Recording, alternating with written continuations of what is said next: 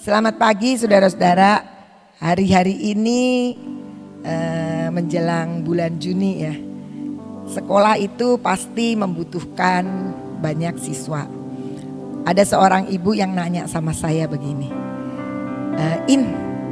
Murid yang daftar banyak enggak? Katanya. Oh harus banyak saya gini.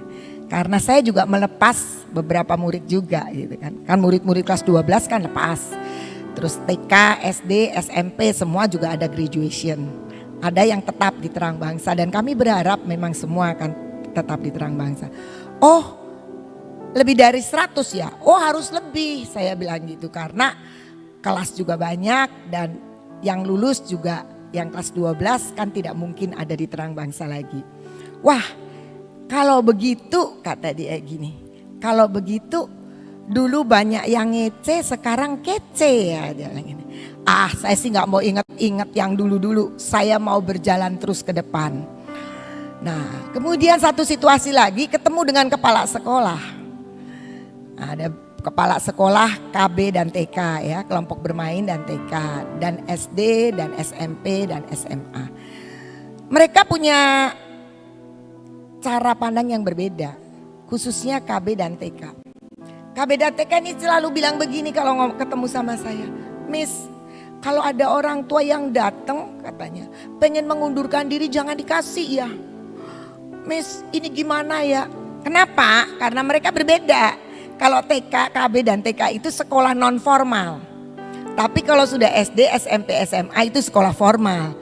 Gak ada kan anak, wah ini pandemi libur dulu kelas 4. Nanti tahun depan baru naik masuk lagi.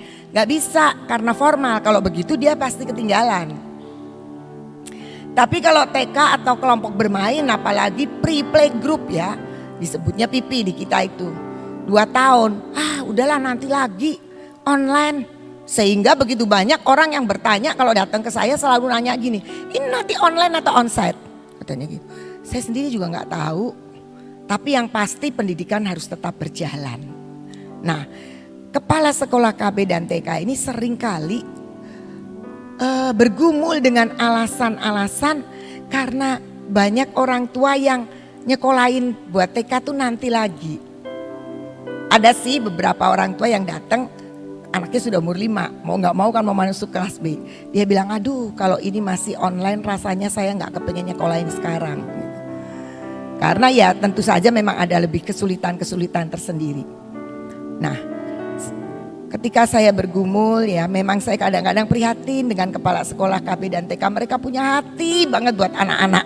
Tapi kondisi dan situasi memang seperti ini. Tiba-tiba Tuhan itu mengatakan satu kalimat aja. Berjalan di atas air. Udah cuma begitu aja, berjalan di atas air. Saya menggumuli tentang ini. Kemudian saya teringat Paulus pernah menulis kepada jemaat di Korintus. Kita buka 2 Korintus 11 ayat 30.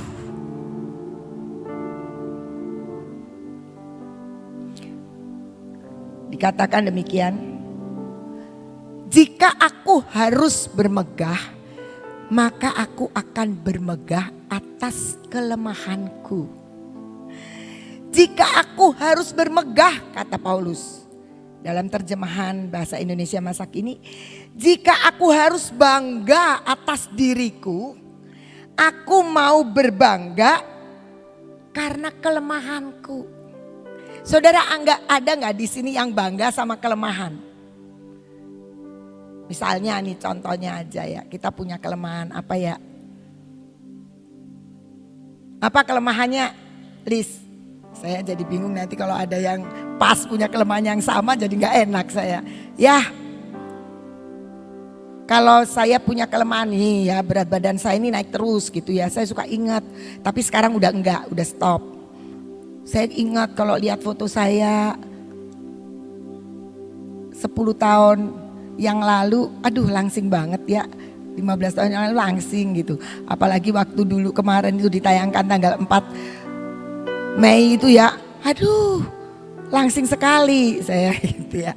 Nah seringkali kita kan menutupi, biasa ya orang kalau gemuk itu selalu pengen nutupin. Ada di sekolahan ini kepala sekolah memasang cermin di ruang guru. Dengan maksud setiap guru mau masuk kelas dia harus bercermin. Apakah dandanannya sudah pas gitu ya. Jangan diketahuin anak kali ya. Terus pakai baju bagus. Kalau dia pas pakai seragam yang pakai berdasi, dasinya nggak menceng-menceng. Nah itu ditaruh di ruang guru. Saya suka ikut nongol gitu di cermin. Saya bilang gini sama kepala sekolah yang pasang. Ini cermin kurang bersahabat. Kenapa? Itu tuh kalau yang bercermin di situ bukan tambah langsing, tambah gemuk.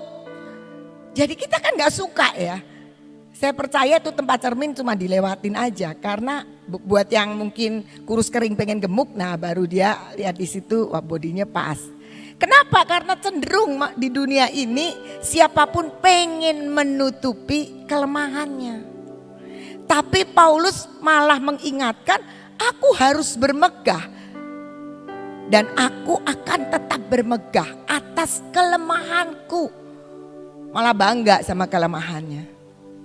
Saya punya video yang lagi viral hari-hari ini. Bisa ditayangkan tuh fotonya. Semua pasti dapat ya ini ya. Ini orang yang sama loh. Sama. Gak beda. Tapi bisa jadi cantik seperti itu. Kenapa? Karena semua kelemahannya ditutupin. Ini yang pipi yang sudah melorot hilang. Hebat sekali ya. Hebat sekali. Biayanya besar sekali itu yang saya lihat di video itu. Sangat-sangat besar. Gak tahu Gigin bisa bikin saya begitu gak ya. Seperti 30 tahun yang lalu. Tapi kenapa bisa begitu? Karena semua yang lemah-lemah, tanda-tanda penuaan, pipi yang sudah mulai melorot, mata yang sudah mulai melorot, itu semua di vermak gitu ya, ya dengan cara entah ditarik, entah dibetot, nggak tahulah ya, karena saya bukan itu. Tapi ini orang yang sama bisa berubah dengan cara menutupi semua kelemahannya. Salah? Enggak. Dosa? Enggak. Itu kemajuan teknologi, kemajuan keterampilan, skill dari belajar make up seperti itu. Tapi aneh sekali, Paulus bilang begini, aku mau bangga dengan kelemahanku. Orang kalau bangga itu kan pamer-pamer dikit kan ya. Kalau bangga itu kan paling enggak pengen diekspos apa yang membanggakan buat kita. Nah seperti itu. Nah alasannya apa? Paulus bisa ngomong begitu.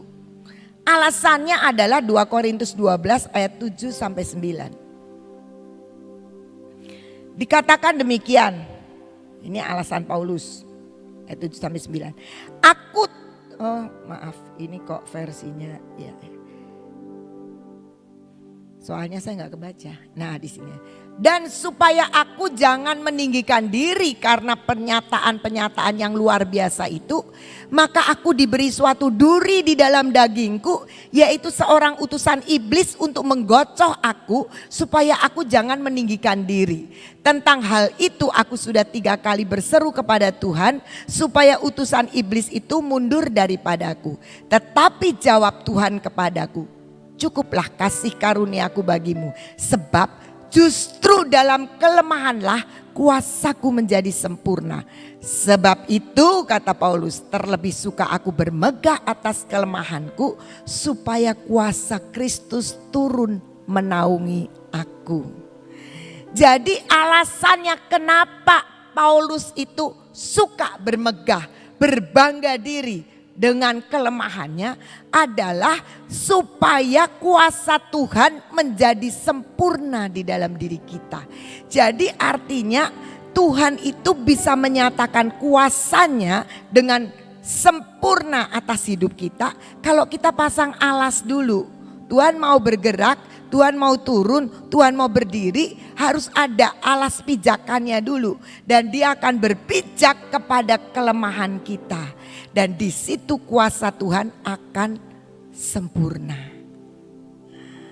Nah, karena itu Paulus ngajarin kita, ayo Banggalah dengan kelemahanmu. Bangga tuh ya nggak sombong-sombong ke sana udah lemah, sombong lagi gitu, bukan. Artinya kita tidak belajar untuk selalu, banyak orang yang bilangnya munafik gitu loh. Karena kelemahannya ditutupin semua, bukan itu. Tapi kelemahan kita itu wajar-wajar aja, kita ngaku aja gitu. Nah sekarang masalahnya adalah bagaimana kita menyikapi supaya ketika kita punya kelemahan itu tidak menjadi alasan buat kita untuk kita tidak bisa nikmati berkat Tuhan. Untuk kita tidak bisa menikmati hal-hal yang terbaik yang Tuhan sediakan. Karena kita udahlah aku kan gak bisa. Padahal Anda sebetulnya bisa lakukan. Ya aku kan orang sederhana. Aku kan orang gak pendidikan. Saudara-saudara itu 12 murid Tuhan Yesus tuh hampir semua nggak punya pendidikan, cuma nelayan-nelayan. Tapi mereka bisa jadi orang-orang yang hebat. Nah seringkali kelemahan kita itu menjadi alasan, terlalu banyak alasan membuat kita tidak mau mengerjakan sesuatu yang akan mengalami sebuah peningkatan untuk meraih berkat-berkat Tuhan. Meraih janji-janji Tuhan. Nah bagaimana kita meresponi itu? Lukas 15 ayat 17 sampai 20 bagian A mengatakan demikian. Ini cerita tentang anak bungsu ketika dia sudah kehabisan duit, udah habis semua. Lalu ia menyadari keadaannya. Katanya betapa banyaknya orang upahan Bapakku yang berlimpah-limpah makanannya, tetapi aku di sini mati kelaparan. Aku akan bangkit dan pergi kepada Bapakku dan berkata kepadanya, Bapa, aku telah berdosa terhadap surga dan terhadap Bapa. Aku tidak layak lagi disebutkan anak Bapa. Jadikanlah aku sebagai salah seorang upahan Bapa. Maka bangkitlah ia dan pergi kepada bapaknya. Yang pertama, bagaimana kita meresponi kelemahan, kita harus sadar kita memang punya kelemahan. Banyak orang justru menutupi dan dia tidak ingin orang lain tahu dia punya kelemahan. Nah yang pertama bagaimana menyikapi kelemahan, kita harus sadar dulu kita punya kelemahan. Ada banyak orang yang suka gak punya, aku bisa gitu. Nah, dulu juga saya di GK juga begitu, suka bilang udahlah apa aja bisa, masak ini bisa. Saya pikir masak itu walaupun saya gak bisa masak ya, tapi karena dikelilingi saya oleh ahli-ahli masak di sekitar saya cuma mengkoordinir aja. Jadi saya pikir masak itu kelihatannya gampang. Ada Ibu Ayu, ada Ibu Siance, pinter-pinter semua, pinter-pinter ya. Menyadarilah yang kurang pinter cuma saya sama Ibu Guatlan aja dah. Tapi kita juga punya pinternya. Ibu Guatlan pinter ngatur duit, saya pinter merintah, udah begitu aja. Ya, lain-lainnya pinter masak. Ternyata masak itu gampang. Kenapa gampang? Ya karena di pinggir saya banyak ahli masak. Jadi bagi saya itu gampang gitu kan. Jadi kalau ada orang nanya bisa, apa aja bisa apa aja gitu. Sekali waktu bikin alot, ya sudahlah, jadi saya sadar ya bahwa tetap ada kelemahan, tetap ada kekurangan. Dulu bilangnya bisa, semua bisa, apa sih yang gak bisa GK tuh ya. Sok banget gitu, ternyata banyak yang gak bisa. Nah kita harus sadar kita punya kelemahan, kita punya keterbatasan, itu yang pertama. Sehingga kita akan datang kepada Tuhan dalam segala keterbatasannya seperti pemungut cukai, bukan seperti orang Farisi. Tuhan, aku sudah puasa, aku sudah kasih perpuluhan, aku sudah begini. Tapi mari kita datang di dalam segala kelemahan seperti pemungut cukai.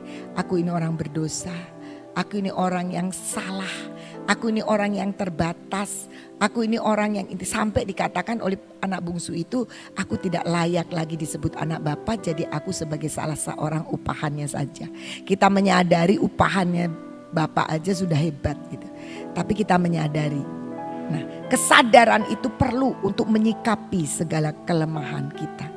Mungkin kita pernah berhasil, tapi sekali waktu saya percaya tidak ada orang yang belum pernah gagal, pasti. Tapi mari kita menyadari bahwa itulah keterbatasan hidup kita.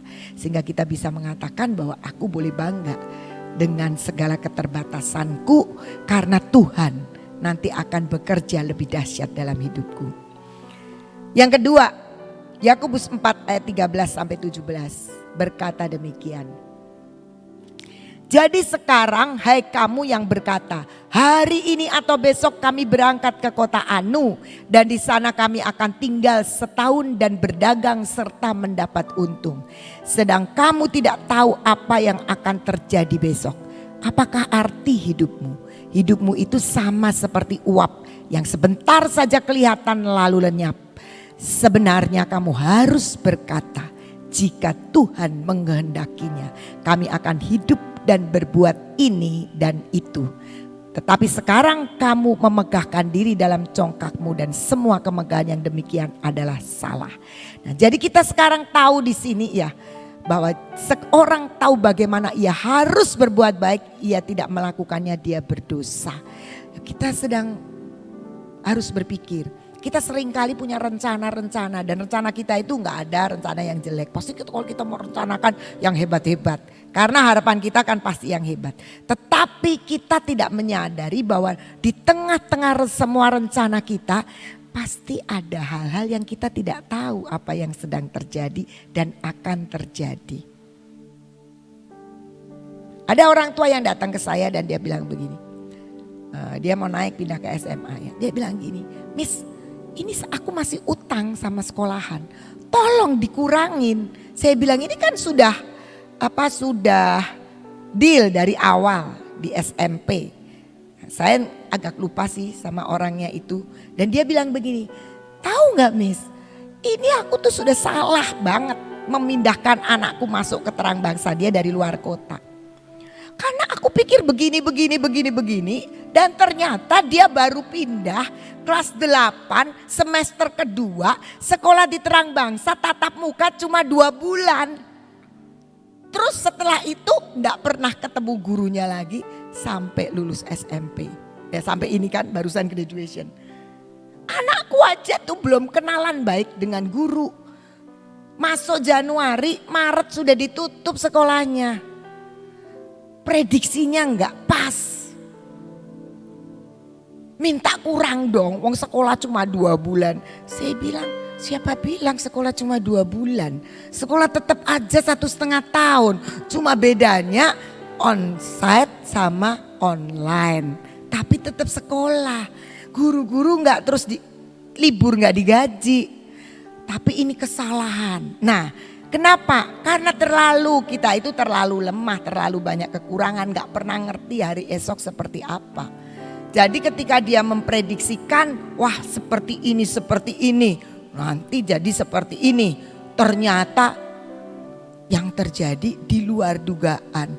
Sekolah cuma 2 bulan ketemu, terus langsung online. Karena SMP ya gak bisa mengundurkan diri. Balik lagi sudah tidak bisa itu. Karena itu sudah ada di sistem dinas pendidikan. Jadi anaknya sudah dicabut ke sana, nggak bisa balik ke tempat yang lama. Bisa pindah ke tempat yang lain. Kalau balik ke tempat yang lama itu nggak bisa, itu peraturannya begitu. Manusia terlalu rapuh untuk mengerti masa depan. Kita boleh berencana, kita boleh bermimpi. Tapi jangan langsung aku nanti akan begini, aku akan lakukan ini dan itu tanpa mengikut sertakan Tuhan. Itu keterbatasan kita, harus kita sadari. Jadi apa yang dimaksud di sini adalah bagaimana kita menyikapi kelemahan kita adalah jangan karep dewek. Bawa setiap keinginan kita di hadapan Tuhan. Tuhan ini loh kerinduanku, tapi aku punya kelemahan. Aku gak bisa tahu 1 jam di depanku. Aku gak bisa tahu 1 hari pun di depanku. Apalagi aku mau tahu jauh di depan. Mari dibawa ke Tuhan. Dalam keterbatasan, dalam kelemahan kita, Paulus bilang kuasa Tuhan yang akan turun dengan sempurna. Kita kan gak mau toh kuasa Tuhan cuma setengah-setengah. Kita mau yang sempurna.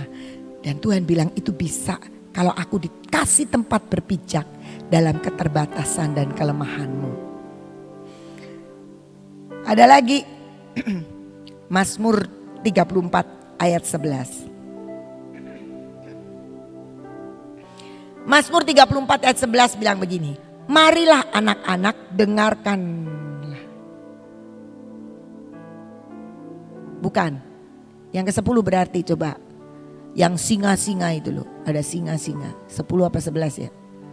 10 apa 12 ya? 10. Ya. 10 ya. Saya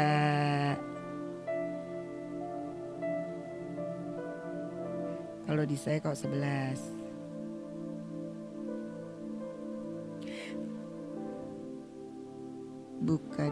Bukan juga. Bunyinya begini.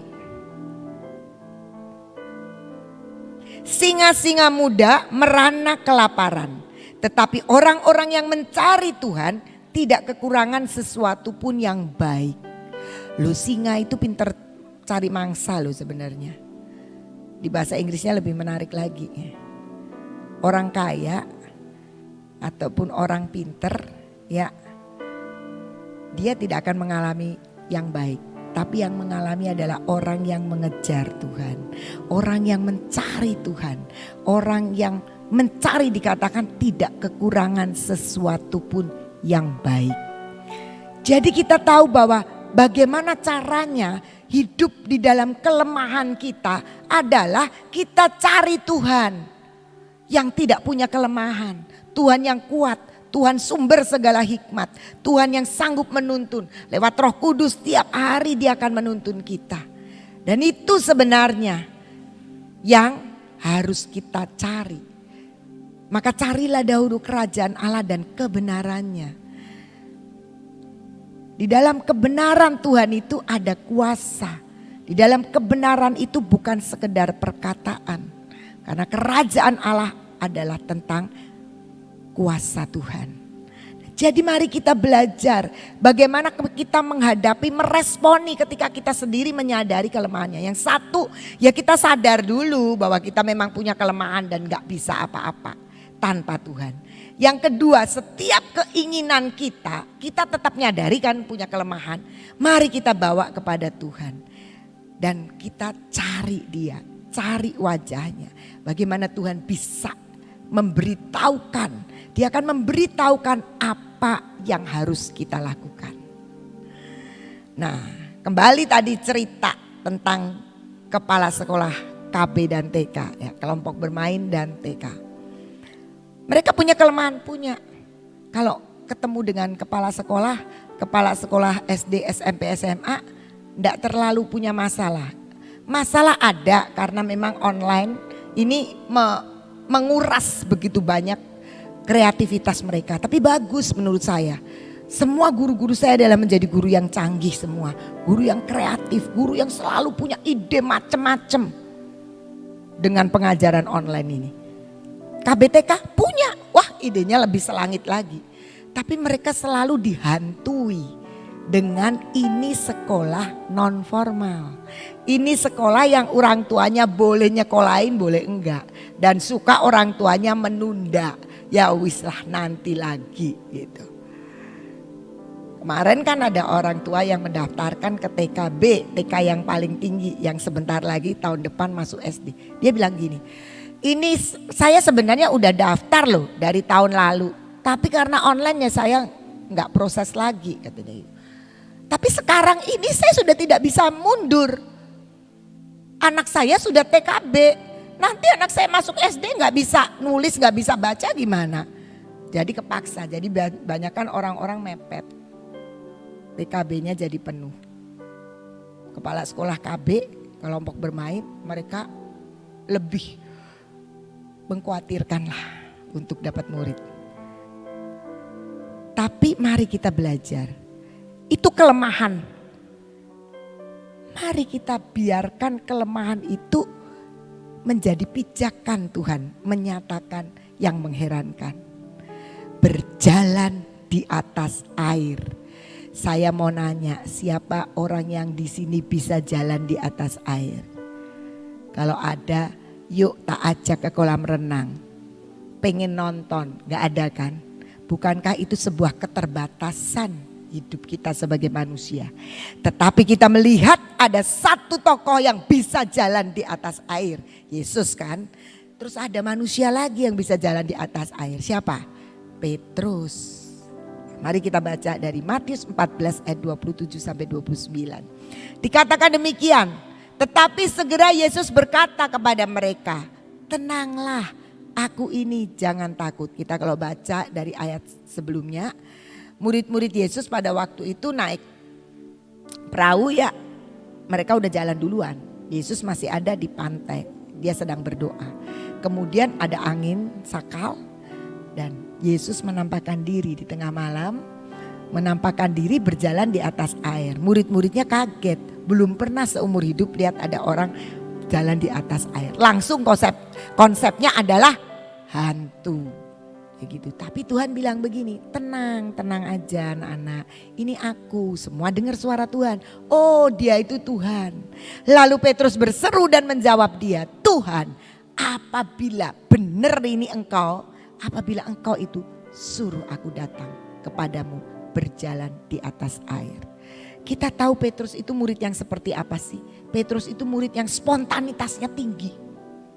Kan dia kalau lihat spontanitasnya tinggi, ngelihat Tuhan Yesus di situ, Tuhan, aku mau ke situ ya, tolong aku, brok, langsung jatuh. Mestinya begitu ya. Tapi Petrus tidak begitu. Dia bilang, benar kalau kamu Tuhan, suruh aku. Dia nantikan, suruh aku datang kepadamu. Enggak bilang gini, Tuhan, kamu pasti bisa bikin aku kan jalan. Suruh aku datang kepadamu berjalan di atas air. Dan Yesus bilang, datanglah. Maka Petrus turun dari perahu dan berjalan di atas air mendapatkan Yesus. Kita gak akan masalahkan berapa lama dia jalan di atas air. Alkitab mengatakan Petrus berjalan di atas air mendapatkan Yesus.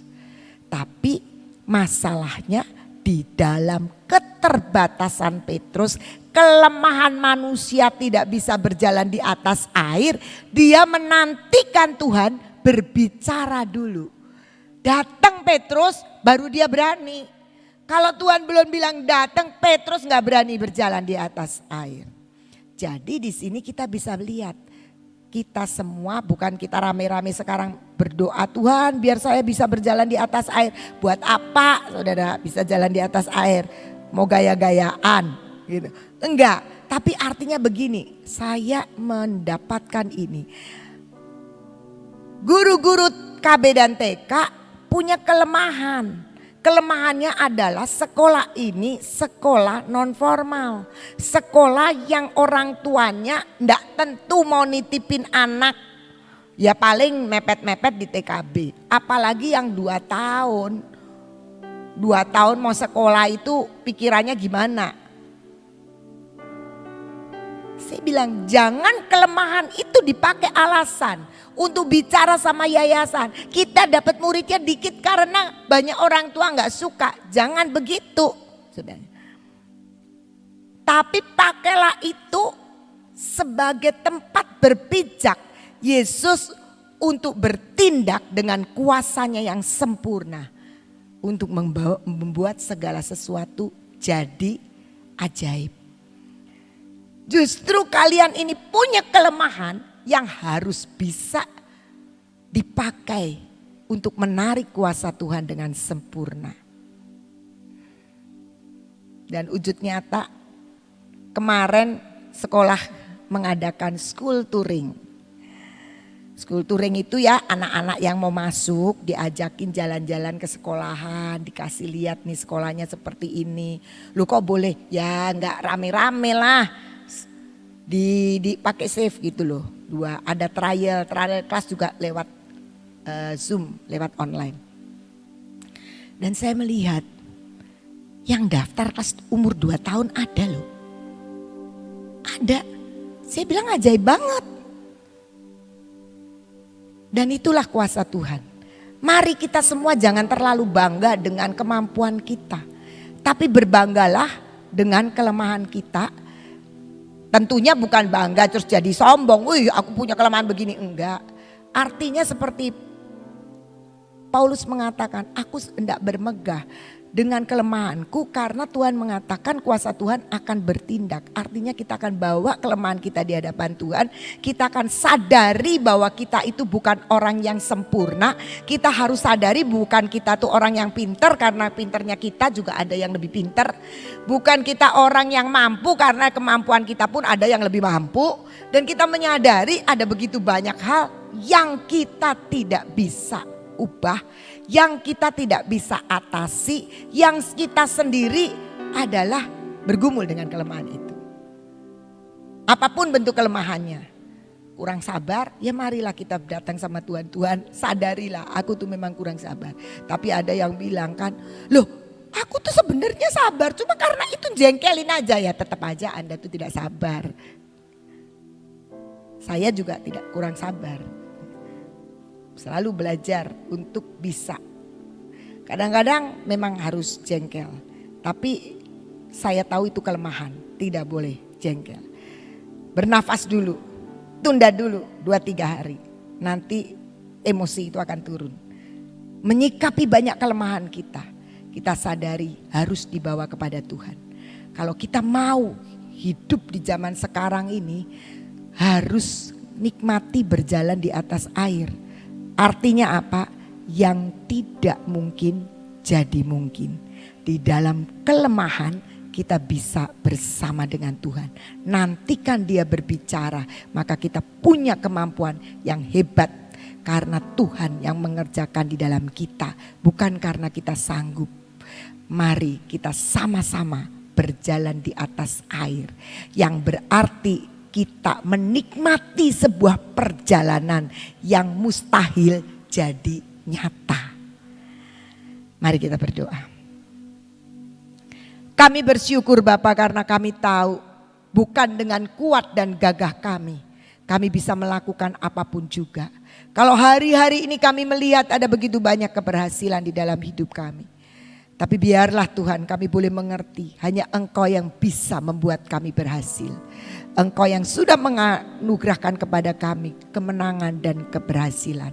Namun kalau hari-hari ini kami sedang menghadapi begitu banyak kegagalan, biarlah kami menyadari bahwa keterbatasan kamilah yang membuat kami tidak bisa mencapai sebuah keberhasilan.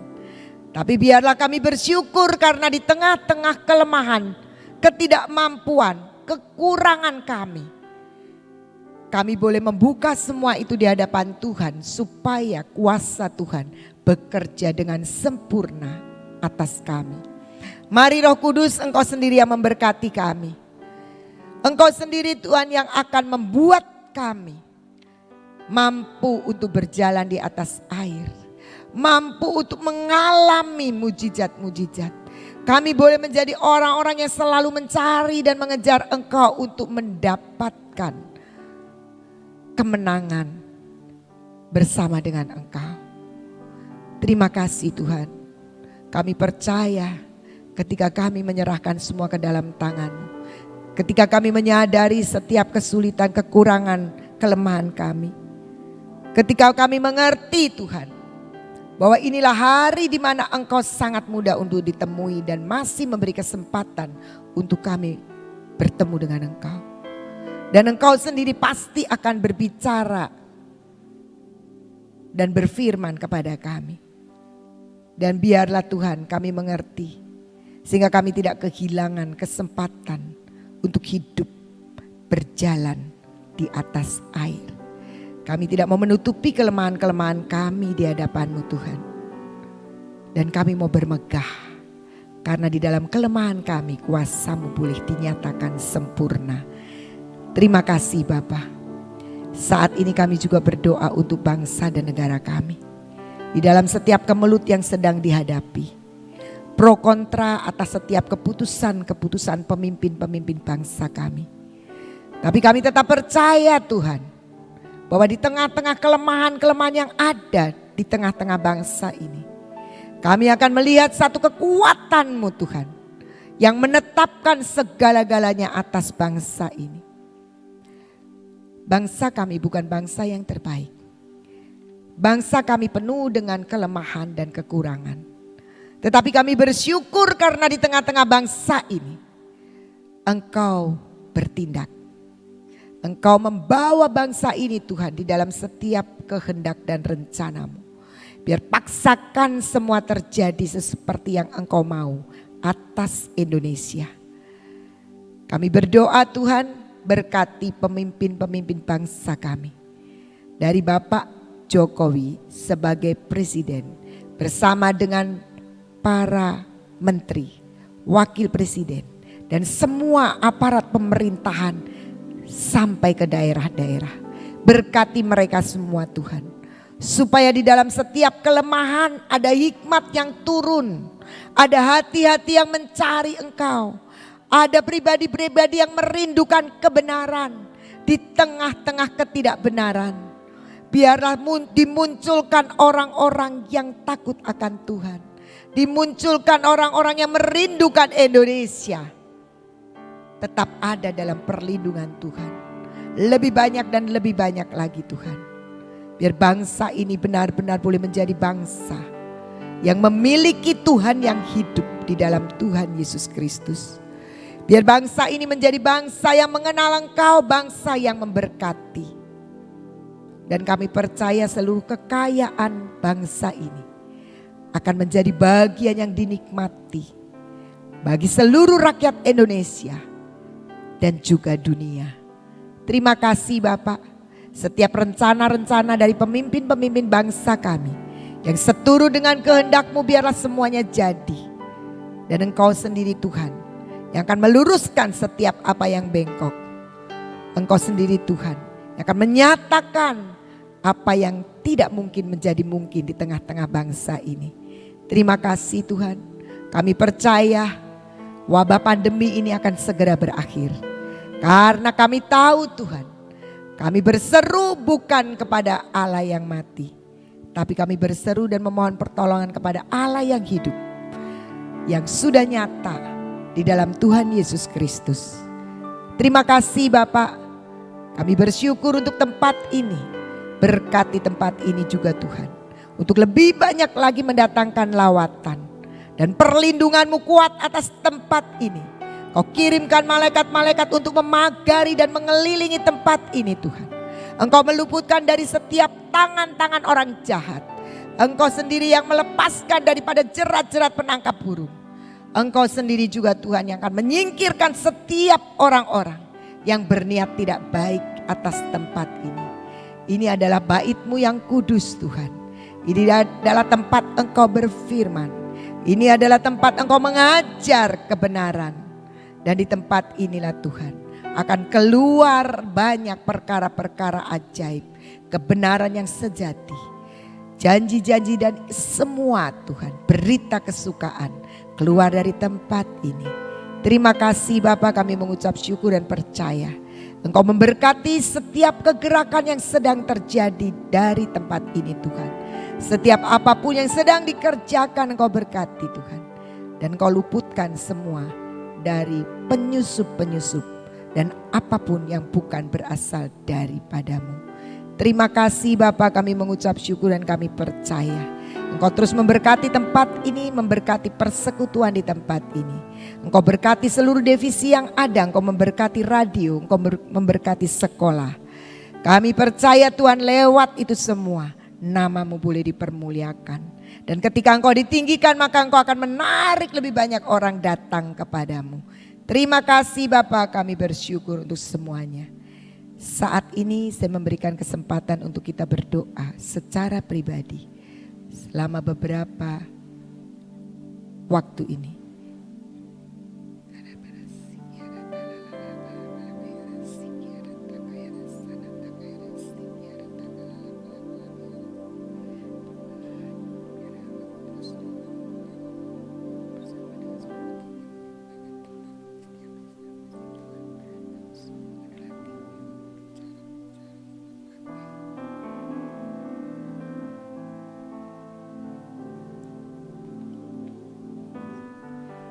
Terima kasih Bapa, kami sudah bawa semua di hadapan-Mu.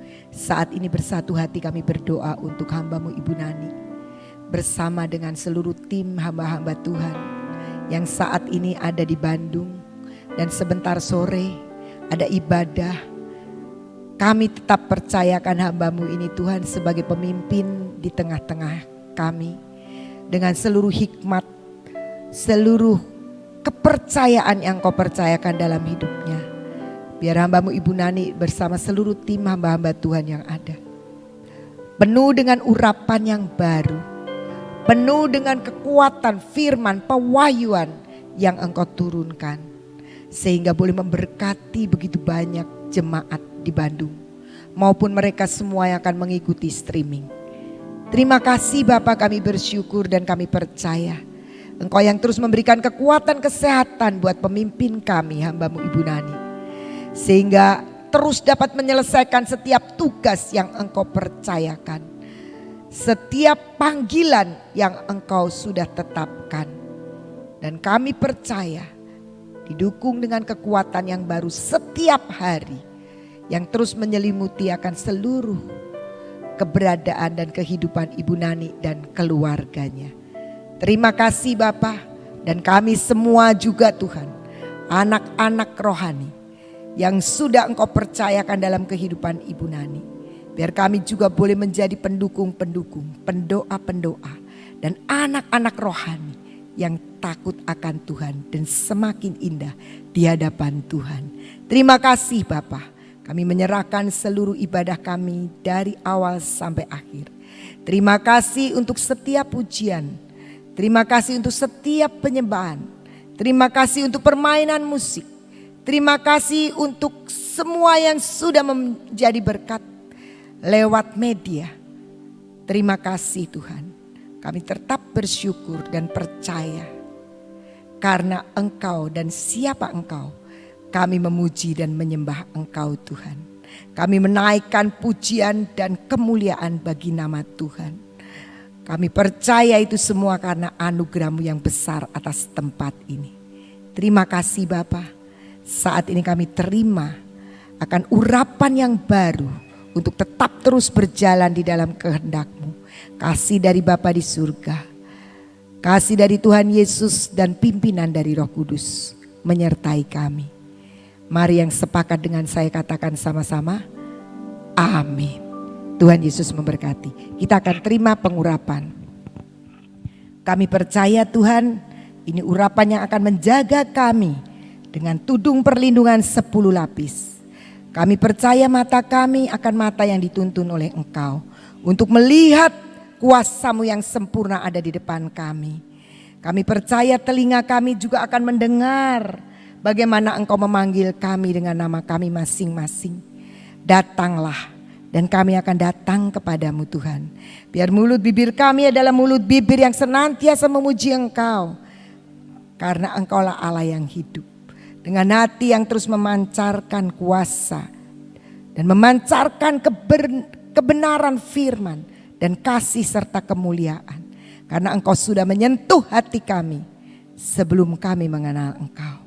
Kami percaya segala tegar tengkuk keraguan dan seringkali Tuhan kemunafikan kami. Biarlah Engkau sendiri yang menyirnakan dari hidup kami. Dan kami percaya seluruh pekerjaan kami Tuhan ada di dalam kuasa-Mu dan pertolongan-Mu. Sehingga tangan-tangan kami menjadi tangan yang penuh dengan urapan dan kuasa Tuhan. Yang membuat apapun yang kami sentuh menjadi berhasil. Dan kaki kami terus menuntun kami berjalan di jalan yang benar. Karena urapan-Mu ada atas setiap langkah-langkah kami. Terima kasih Bapa, di dalam nama Tuhan Yesus. Kami berdoa dan kami percaya. Amin. Selamat pagi, Tuhan memberkati.